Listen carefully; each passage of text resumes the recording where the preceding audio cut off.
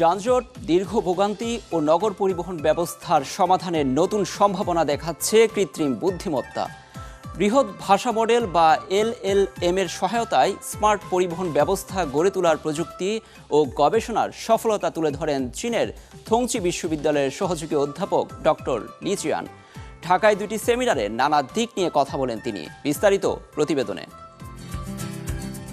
দ্রুত বর্ধনশীল মেগাসিটিগুলোর নগর পরিবহন সমস্যার সমাধান ও স্মার্ট চলাচলের ব্যবস্থা গড়ে তুলতে বৃহৎ ভাষা মডেল LLM ও কৃত্রিম বুদ্ধিমত্তা AI যুগান্তকারী ভূমিকা রাখছে।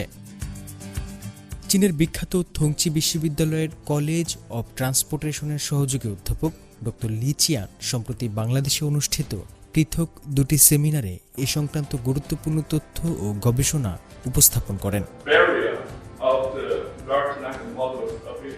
গেল ৩ আগস্ট নর্থ সাউথ বিশ্ববিদ্যালয়ে নগর পরিবহন ব্যবস্থাপনায় বৃহৎ ভাষা মডেলের ব্যবহার শীর্ষক একটি সেমিনারের আয়োজন করা হয়। সেমিনারে স্বাগত বক্তব্য দেন নর্থ সাউথ বিশ্ববিদ্যালয়ের পরিবেশ বিজ্ঞান ও ব্যবস্থাপনা বিভাগের অধ্যাপক এহসান Ahmed Ashrafi. And for each camera, they can automatically calculate the passenger flow, the car flows, and the waiting time, etc. এরপর ৪ আগস্ট ঢাকা বিশ্ববিদ্যালয়ের ব্যবসায় শিক্ষা অনুষদের অধ্যাপক ডক্টর আব্দুল্লাহ ফারুক কনফারেন্স হলে একই বিষয়ে আরেকটি বিশেষ সেমিনারে বক্তব্য রাখেন ডক্টর লি চিয়ান। ঢাকা বিশ্ববিদ্যালয়ের অর্গানাইজেশন স্ট্র্যাটেজি অ্যান্ড লিডারশিপ বিভাগের অধ্যাপক ডক্টর মোহাম্মদ রফিকুল হক সেমিনারটি সঞ্চালনা করেন।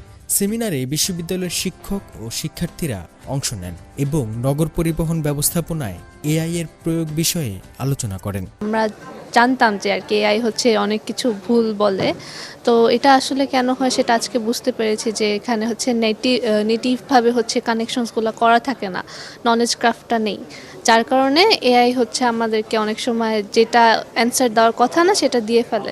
বাট আমি যেহেতু থার্ড সেমিস্টারে আছি, এখন পর্যন্ত কখনো স্লাইডের বাইরে যে আলোচনা বা ডিসকাশন এটা কখনো ফেস করে নাই। তো this is the first time আমি স্লাইডের বাইরে একটা আলোচনা হইতেছে এবং সেখানে পার্টিসিপেট করলাম। তো এটা আমার কাছে মোটামুটি ভালো লেগেছে। সেমিনারগুলোতে প্রফেসর লি চিয়ান ব্যাখ্যা করেন কিভাবে সাধারণ AI মডেলগুলো ক্ষেত্রভিত্তিক প্রফেশনাল মডেলে রূপান্তরিত হচ্ছে।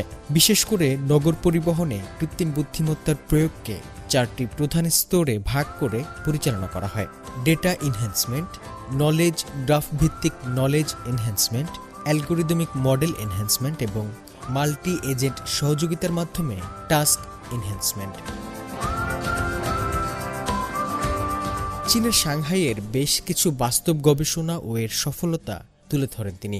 এর মধ্যে রয়েছে নাগরিক অভিযোগ বিশ্লেষণ করে দ্রুত বাস রুট সংস্কার, Shanghai public transit knowledge graph ব্যবহারের মাধ্যমে নীতিমালার তথ্য প্রদান, আন্তর্জাতিক শুল্ক ও HS কোড শ্রেণীকরণ এবং door to door smart route planning প্রথামুক্তকরণ। এছাড়া স্বল্প কার্বন যাতায়াত পরিকল্পনা এবং বাস রুট পরিবর্তনের ফলে যাত্রীদের প্রতিক্রিয়ার AI সিমুলেশন প্রযুক্তি নিয়েও আলোচনা করা হয়।